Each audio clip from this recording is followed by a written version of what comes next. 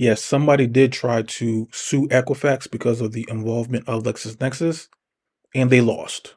The courts basically sided with Equifax as well as LexisNexis. So if the courts had no problem with Equifax using LexisNexis, it's probably a good idea for us to know what's on our LexisNexis reports, right? Because over the last couple of weeks, we've been talking about your credit profile and how it's more important than you even realize. Within 10 minutes, I showed you guys how to access your credit reports for free. The other day, I showed you an example where there was a 17-year-old kid who got approved tentatively for a job position, and that job position was revoked based off the information that was on his credit profile. But at the end of that video, I told you guys I want to talk more about the secondary bureaus because really that's all we think about. We just think about the big three, right? Equifax, Experian, TransUnion. We think they're the end all be all, and that's not really the case. I'm on LexisNexis website, right? If you're not familiar with LexisNexis, technically speaking, they're not a credit bureau in the same way we think of Experian and TransUnion. They're more of a data broker or a data aggregator.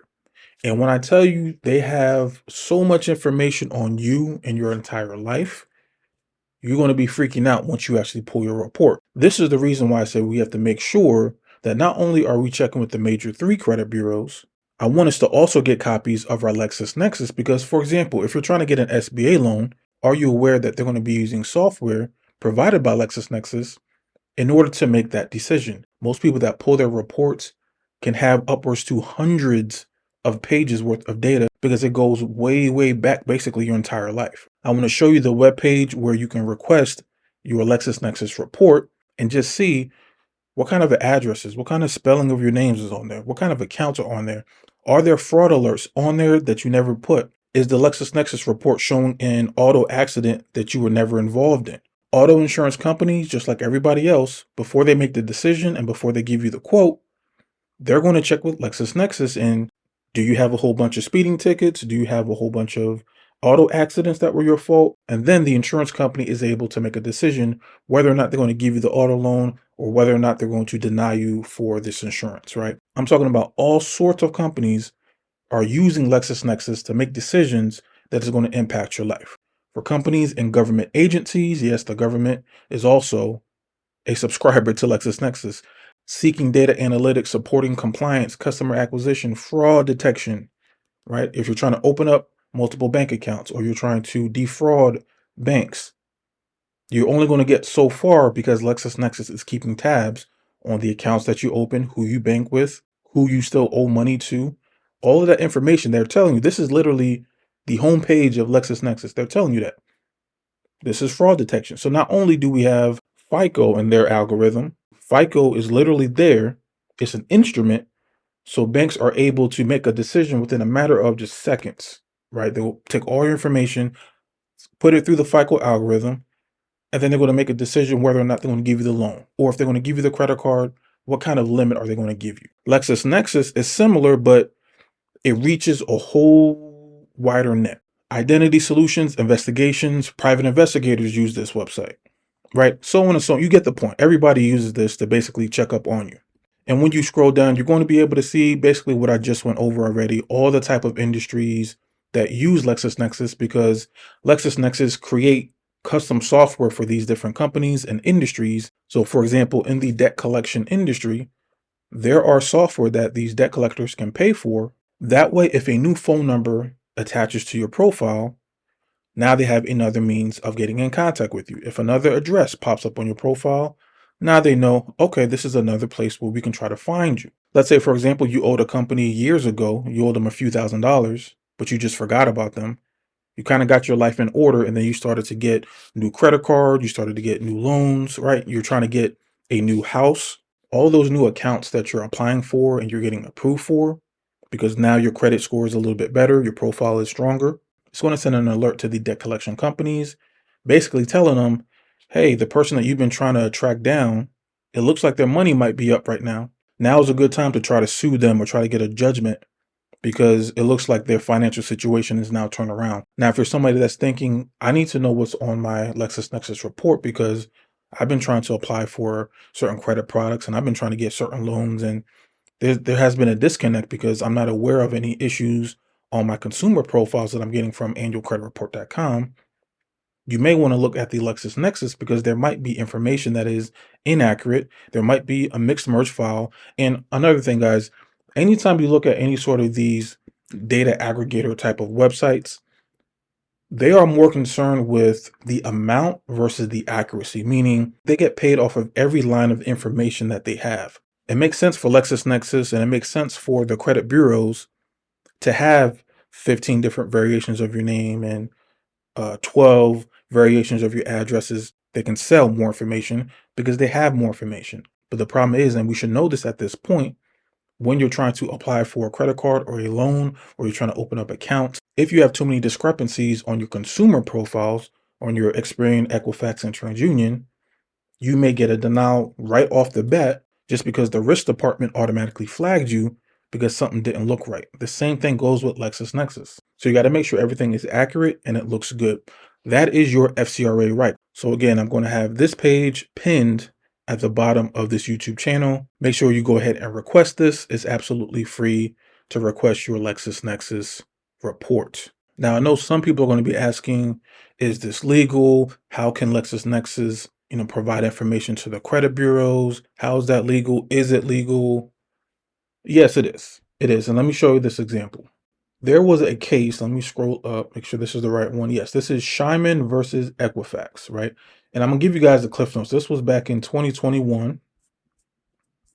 Let's scroll all the way down, and I'll put this in the description as well for those that are just credit nerds and really want to see how this whole thing plays out. Basically, this guy, Mr. Shyman, he owed a debt to a company.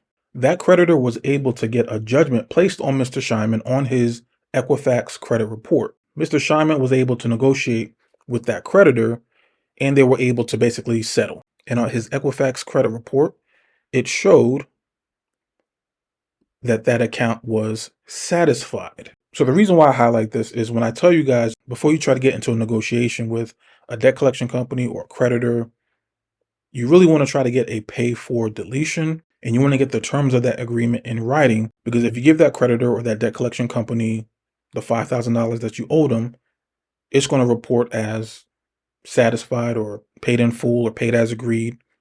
But the derogatory account is pretty much still going to show on your credit reports, right? This is why I always say, go ahead before you pay anybody, try to get a pay for deletion. So that way you pay them the money, but you pay them in exchange for having that entire account removed completely off of your credit reports. This didn't really happen here. This basically was just updated as satisfied. Mr. Shyman had an issue with that, and he basically sued Equifax, took them to court, but he lost. Why did he lose? And I'll highlight this right here. Equifax told Shyman accurately that Equifax obtained the information that appeared in the credit report from the Kings County Civil Court. Equifax was saying, yo, the information that is on your credit report is accurate because it's coming from the courts. It's accurate. And then secondly, and this is why I'm even talking about that, secondly, it was later found out that Equifax used, let me see if I can find it, Equifax used LexisNexis in the role of gathering the information from the Kings County Civil Court and verifying the information. So you see how that played out. This guy, Mr. Shyman, saw the satisfied account, told Equifax, hey, go verify this. Equifax themselves didn't send somebody down to the court. They didn't pick up the phone and call the clerk at the courthouse. That didn't happen. Equifax basically hit up LexisNexis, and because LexisNexis has all the information and all the data and all that public information, Equifax basically hit up LexisNexis, and LexisNexis took the information they have in the court system and just handed it over to Equifax.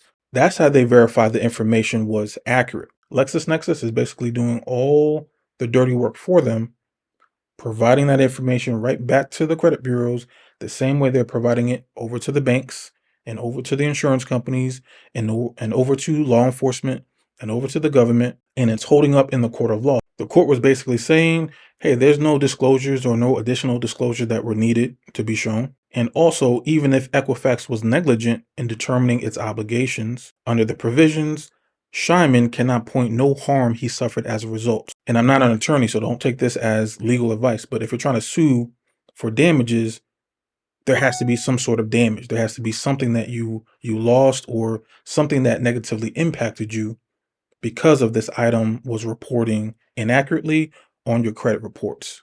That didn't happen here. Okay, guys, so I know that may be a little bit confusing. I'm not trying to put a whole bunch of law into the video.